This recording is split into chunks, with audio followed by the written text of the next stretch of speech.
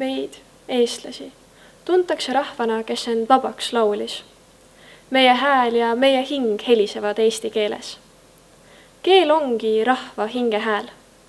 Läbi ajaloo on meid kandnud soov oma keelt hoida ja kaitsta. Just tänu sellele oleme me väikese rahvana suutnud jääda vaimult suureks ja seista vastu nii paljudele võõrastele võimudele. Kui minu vana-vanaisal kästi okupatsiooni ajal öelda alati valmis, ütles tema alasti vannis. Tema vend, kes kisti teisele poole rindejoont, hüüdis Heil Hitleri asemel ei ütle. Ohvitserid mõlemal pool sõjaleere pidasid kuuldud kehvaks häälduseks, kuid Eesti poegadele oli nende keel kilbiks võõra võimu vastu. Täna on eesti keel meie riigikeel. Rahvana oleme me harjunud, et meil on sõnavabadus. Aga meil on ka sõna vastutus. Vastutus hoida seda vabadust.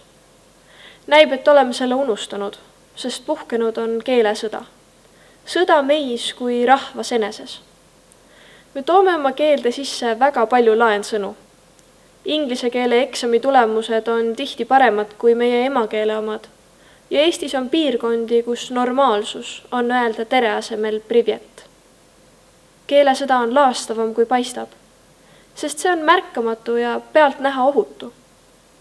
Aga lubades oma keelel lihtsustuda ja vaesuda, hävitab rahvas lõpuks iseend. Eesti pojad ja tütred ei ole võidelnud oma keele nimel selleks, et järgnevad põlvkonnad saaksid selle sõna-sõnahaaval välja juurida.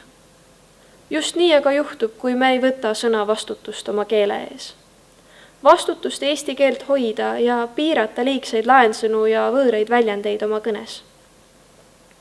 Keelesõda on salakaval, kuid kuni eesti keel heliseb, saab see meid kaitsta hääbumise eest.